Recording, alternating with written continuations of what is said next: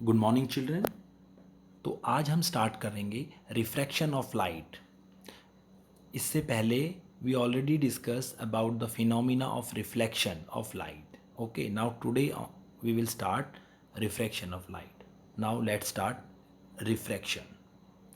Refraction of light क्या होता है? When light travel from one transmitted medium into another and it gets bent. जब भी कोई रे ऑफ लाइट एक ट्रांसपेरेंट मीडियम से दूसरे ट्रांसपेरेंट मीडियम में जाती है और वो बेंट हो जाती है, this bending of light is called refraction. This bending of light is called refraction. Okay, when the ray of light goes to another medium, it bends. The bending of light depend upon the medium. Means when the ray of light goes from rare medium to denser medium, it always bend toward the normal. When the ray of light travel from denser medium to rarer medium, it bend away from the normal.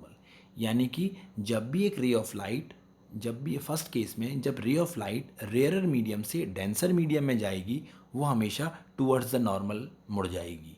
और दूसरे case में when the ray of light travel from denser medium to rare medium, जब वो denser medium से rare medium की तरफ जाएगी, it will bend away from the normal. Okay, तो इसके बाद हमें ये जानना जरूरी है, what do you mean by denser, what do you mean by denser, what do you mean by rare medium. ये डेंसर मीडियम और रेयर मीडियम क्या होते हैं? देखिए, सिंपल सा वर्ड है डेंसर और रेयर। रेयर थोड़ा नया वर्ड है शायद, but denser is familiar. Okay, तो आप सॉलिड, लिक्विड और गैस की बात करेंगे अगर हम, तो solid is more denser then liquid and gas, and liquid is more denser then gas. तो understand, denser means if the particle of the medium are very close, very nearer, जो किसी मीडियम के या किसी मटेरियल मीडियम के जो particle हैं वो आपस में काफ़ी क्लोज हैं, देर इज़ वेरी लेस और no intramolecular space between the particles, this medium is denser. Denser means more solid, rarer means less solid. Understand? तो अगर डेंसर होगा तो मीन्स वो नियर टू सॉलिड होगा, रेयर होगा तो वो कम सॉलिड होगा। ओके, डेंसर मतलब सॉलिड है, रेयर मतलब कंपैरेटिवली लेस सॉलिड है। यानी कि ये डिपेंड करता है उनके पार्टिकल्स पे, उनके पार्टिकल आपस में कितने क्लोज हैं उनके। ओके, तो अब देखते हैं कि रिफ्रैक्शन होती कैसे है। ओके, देखिए, एक रे ऑफ लाइट आई, और अगर ये दोनों अलग अलग मीडियम ना होते, रेयरर और डेंसर ना होते, ये रे ऑफ लाइट सीधी इसी पाथ पे निकल जाती। Okay, but there is another medium but it is denser, so the ray of light goes like that. Denser medium होने के कारण वो रे ऑफ लाइट बैंड हो गई। ठीक है, देखिए कैसे बैंड हुई, टूवर्ड्स द नॉर्मल, ऐसा लगा कि नॉर्मल की साइड को बैंड हो रही है। और the angle between refracted ray and the normal is called angle of refraction. Second case में हम देखेंगे, देखिए इंसिडेंट रे आई, अगर मीडियम सेम होता तो सीधा निकल जाती, लेकिन मीडियम अलग था, डेंसर से रेयर आ रही है, तो ये अवे फ्रॉम द नॉर्मल से काफ़ी दूर जा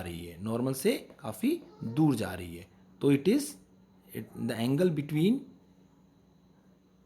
between the refracted ray and the normal is called angle of refraction. देखिए यहाँ पर एंगल ऑफ रिफ्रैक्शन जो है वो काफ़ी बड़ा है, यहाँ पर वो काफ़ी बड़ा है कंपैरेटिवली, क्योंकि वो डेंसर से रेयर में जा रही है। Okay, hope you understand. अब बात करते हैं refraction of light through a glass slab. जब भी एक रे ऑफ लाइट एक ग्लास स्लैब से पास करेगी, तो वो दो इंटरफेस से पास करेगी, air glass and glass air. एक बार वो एयर से ग्लास में जाएगी और एक बार वो ग्लास से एयर में जाएगी, यानी दो बार वो air to glass means rare to denser, glass से air means denser to rare. Okay, तो दोनों मीडियम में क्या, एक बार वो फर्स्ट जब वो एयर टू ग्लास मूव करेगी तो टूवर्ड्स द नॉर्मल, जब वो ग्लास टू एयर मूव करेगी away from the normal. Okay, ऐसे वो बेंट हो जाएगी।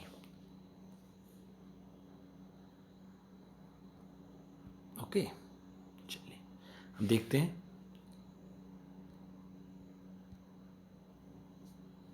ये ग्लास स्लैब है, देखिए एयर ग्लास, ग्लास एयर, यानी कि एयर ग्लास एक ट्रांसपेरेंट पेयर ऑफ मीडिया है, ग्लास एयर एक ट्रांसपेरेंट पेयर ऑफ मीडिया है।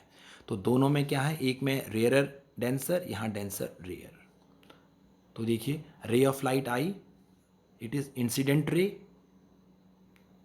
अगर ये मीडियम सेम होता तो रे ऑफ लाइट सीधी निकल जाती। ओके, बट मीडियम सेम नहीं है, एयर के बाद लाइट ने कहाँ एंटर किया है, ग्लास में, मीडियम डिफरेंट है। तो ये कैसे बेंड होगी, towards the normal first case में, सेकंड केस में अवे फ्रॉम द नॉर्मल। अब आप नॉर्मल को देखेंगे तो आपको आइडिया लगेगा कि देखिए फर्स्ट केस में टूवर्ड्स द नॉर्मल जा रही है, सेकंड केस में अवे फ्रॉम द नॉर्मल जा रही है। और ये एंगल बन रहा है इंसिडेंट रे और नॉर्मल के बीच, this angle is called angle of incidence. The angle form between refraction, this is called refraction, angle of refraction. और third one is angle of emergent, angle of emergent. अब देखिए ये वाला angle, angle I means angle of incidence, the angle which is form between incident ray and normal. Incident ray और normal आपस के, incident ray normal के साथ जो एंगल बनाती है, this angle is called angle of incidence. और इस रे को हम कहते हैं रिफ्रैक्टेड रे, रिफ्रैक्टेड रे। तो रिफ्रैक्टेड रे नॉर्मल के साथ जो एंगल बनाती है, this angle is called angle of refraction. Okay, और this is called emergent ray. Emergent ray normal के साथ जो एंगल बनाती है, this angle E is called angle of emergence. तो ये तीन एंगल अलग अलग बन गई। अब देखिए अगर यहाँ पर ग्लास एयर के बीच में ग्लास ना होता तो जो इंसिडेंट रे आई थी वो इस पाथ पे मूव करती, लेकिन ग्लास है इसलिए वो अपने पाथ से डेविएट हो गई, थोड़ा सा बेंट हो गई, यहाँ चली गई। तो this deviation, this distance deviation is called displacement या लेटरल डिस्प्लेसमेंट। इस डेविएशन को हम डिस्प्लेसमेंट या लेटरल डिस्प्लेसमेंट भी बोलते हैं। ओके,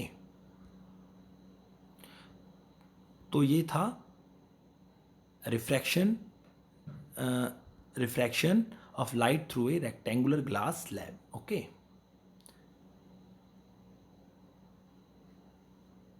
नेक्स्ट, अब नेक्स्ट हम पढ़ेंगे laws of refraction of light. इससे पहले हम लॉज ऑफ रिफ्लेक्शन पढ़ चुके हैं, अब पढ़ेंगे refraction.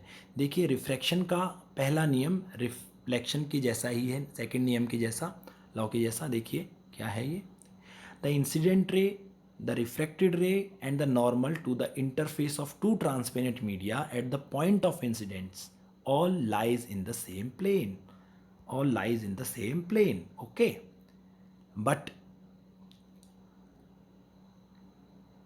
All lies in the same plane.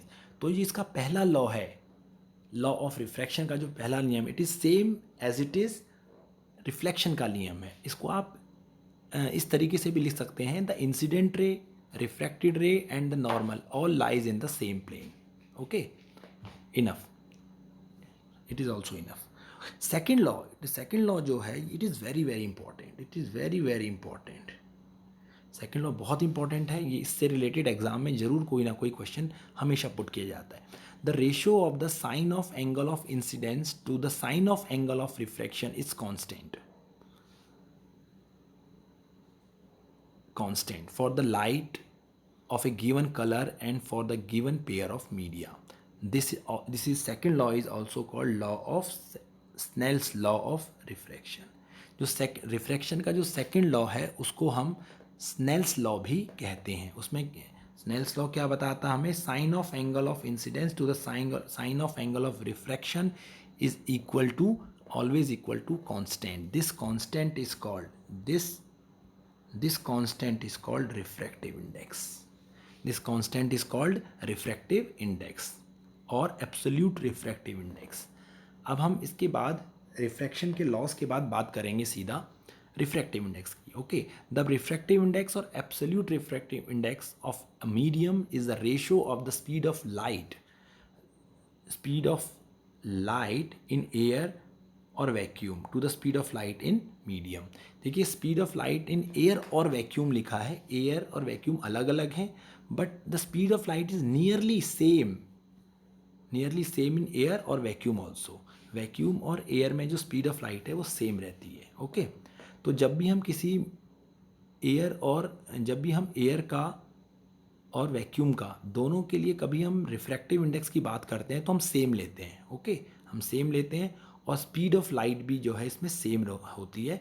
जो वैक्यूम में स्पीड ऑफ लाइट वैक्यूम में स्पीड ऑफ लाइट होती है 3 × 10⁸ मीटर पर सेकेंड.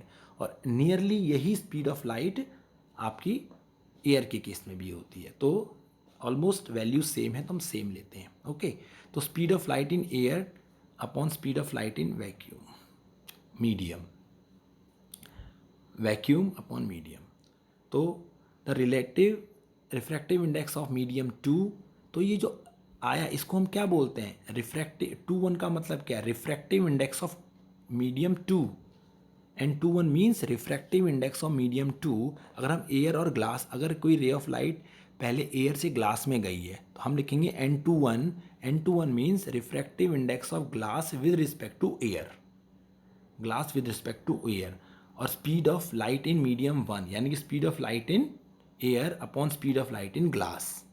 ओके, जब इसकी न्यूमेरिकल करेंगे तो होप ये आपको और क्लियर अच्छे से हो जाएगा. ओके, तो एक न्यूमेरिकल देखते हैं. Light enters from air to glass having refractive index this. जब एक लाइट एयर से ग्लास में एंटर करती है, देखिए what is the speed of light in glass. देखिए, जब इस तरीके का है, ये ग्लास है, एयर से लाइट ने ग्लास में एंटर करा, ठीक है, ये नॉर्मल है, ये आपके एंगल बन गए. ठीक है, एयर से, तो सबसे पहले हम रिफ्रैक्टिव इंडेक्स हमें मिला हुआ है ग्लास का. इस ग्लास का रिफ्रैक्टिव इंडेक्स है N for glass is 1.5. Okay, और दूसरा the speed of light in glass is V, हमें निकालना है. और speed of light in vacuum यानी कि C, speed of light in vacuum और एयर और वैक्यूम इज सेम, ये है 3 × 10⁸ मीटर पर सेकेंड. ओके, ये डेटा हमें गिवन है. अब पहले हमने अभी एक न्यूमेरिकल, पीछे हमने एक फॉर्मूला देखा था, N21 speed of N21 and refractive index of 2 with respect to 1 is equal to speed of light in vacuum और एयर, यानी कि 3 × 10⁸ है upon speed of light in glass. It is V. तो ये जो वैल्यू है, यही वैल्यू है जो refractive index of second medium दे रखी है, इट इज़ ग्लास. ओके, तो हम पीछे आगे अभी करते हैं इसको. तो हम इसे करेंगे 1.5 refractive index of glass equal to 3 × 10⁸ upon V. Speed of light in glass. You can also write like that. So speed of light in glass equal to 3 × 10⁸ upon 1.5. ये कैंसिल हो गया, तो what will come? 2 × 1.5 है, 2 × 10⁸ metre पर second. अब देखिए, speed of light जो है वो 2 × 10⁸ मीटर पर सेकेंड हो गई. तो ग्लास में जो स्पीड ऑफ लाइट जब एयर में से एंटर करी, यानी कि रेयरर मीडियम से जब स्पीड ऑफ लाइट एंटर करती है डेंसर मीडियम में, it bent toward the normal and its speed will become decrease. Speed क्या हो जाएगी? डिक्रीज. जब भी रेयर से डेंसर मीडियम में एंटर करेगा स्पीड डिक्रीज होगी, और जब भी डेंसर से रेयर मीडियम में एंटर करेगा स्पीड इंक्रीज हो जाएगी. जब स्पीड इंक्रीज हो जाएगी तो एनर्जी इंक्रीज हो जाएगी, और एनर्जी इंक्रीज हो जाएगी तो वो नॉर्मल से काफ़ी दूर की तरफ चला जाएगा. अवे फ्रॉम द नॉर्मल चला जाएगा जब वो डेंसर से रेयर की तरफ जाएगा. Okay, hope you understand the numerical. इस न्यूमेरिकल को भी आप कॉपी कर लेना. और होप आपको ये सारी टर्म्स, रिफ्रैक्टिव इंडेक्स से रिलेटेड सारी टर्म्स और रिफ्रैक्शन क्या है ये फिनोमिना समझ में आ गया होगा. ओके,